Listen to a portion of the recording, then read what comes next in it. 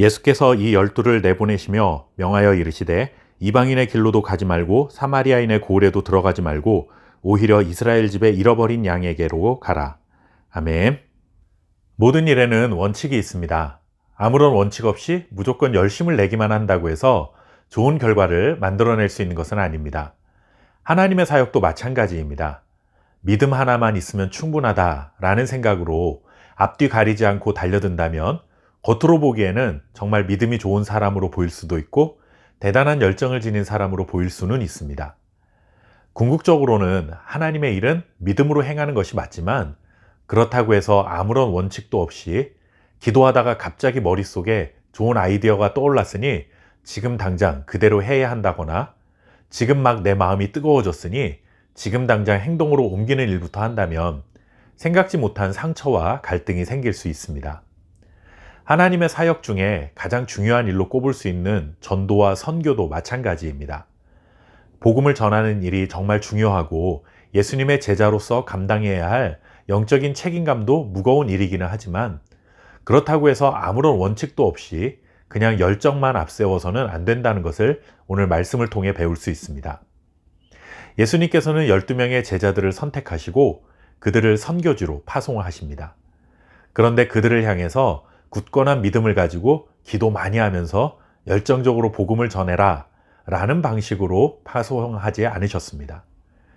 예수님은 제자들을 파송하시며 그들이 복음을 전해야 할 선교의 대상이 누구인지, 어떤 사역을 중점적으로 해야 할지, 선교를 하다가 어려운 상황을 맞이했을 때 어떤 태도를 가져야 할지, 그리고 복음에 대해 다양한 반응을 보이는 사람들을 어떻게 대할 것인지에 관한 가르침을 아주 세심하게 제자들에게 전해주셨습니다. 먼저 예수님께서는 제자들에게 이스라엘 집에 잃어버린 양에게로 가라 하고 말씀하셨습니다. 이 말씀은 예수님께서 이방인들에게 복음을 전해서는 안 된다 하는 의미로 하신 말씀이 아닙니다. 아무리 예수님의 제자들이라고는 하지만 직접 복음을 전파하는 일은 처음 하는 일입니다. 예수님께서 제자들에게 선교의 대상자로 유대인들로 정해주신 것은 절대로 이방인들에게 가서는 안 된다는 한계선을 정해주신 것이 아니라 지금은 우선 유대인들에게 가서 복음을 전하라 하는 우선순위를 정해주신 것입니다. 모든 사람이 복음을 들어야 하는 것은 맞지만 열정이 앞선다고 해서 내일 당장 아프리카로 가서 복음을 전해야지 해서는 안 된다는 것이죠. 우선은 우리가 가장 쉽게 접촉점을 만들 수 있는 가까운 이웃들을 대상으로 복음을 전할 수 있는 기회로 만들어야 합니다. 다음은 무엇을 전할 것인가 하는 문제입니다. 선교의 목적에 관한 것이라 할 수 있겠죠. 선교는 하나님의 나라가 임했다는 것을 전해야 하고 또한 치유를 행하는 것입니다. 제자들 자신들의 관심사가 아니라 하나님의 관심사를 반영해야 한다라는 것이죠. 예수님께서 지금까지 보여주셨던 천국 복음을 전파해야 하고 예수님이 치유의 권능도 주셨기 때문에 영혼을 치유하고 생명을 살리는 일을 해야 합니다. 이것은 무엇보다도 영혼을 긍휼히 여기셨던 예수님의 마음을 품는 것이다 할 수 있습니다. 죄와 사망 가운데 있는 영혼들을 긍휼히 여기는 마음, 모든 연약함 가운데 고통받고 있는 영혼들을 긍휼히 여기는 마음, 바로 영혼을 사랑하는 마음을 가지고 천국 복음을 전파하라 하는 것이죠.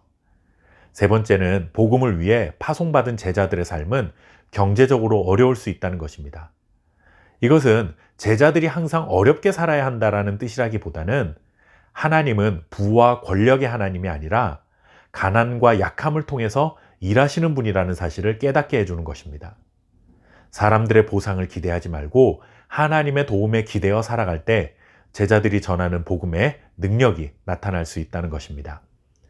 마지막으로 제자들이 전하는 복음을 모든 사람들이 다 긍정적으로 반응하지는 않는다 하는 것입니다. 때로는, 아니 어쩌면 훨씬 더 많은 경우에 복음을 듣고도 부정적으로 반응하게 되겠지만 그럼에도 불구하고 좌절하지 말라는 것입니다. 사람들이 배척한다고 해서 그것이 복음을 전하는 제자들의 책임도 아니고 제자들의 인생이 실패한 것도 아니니 낙심하지 말고 하나님의 위로를 기대하라 하는 것입니다.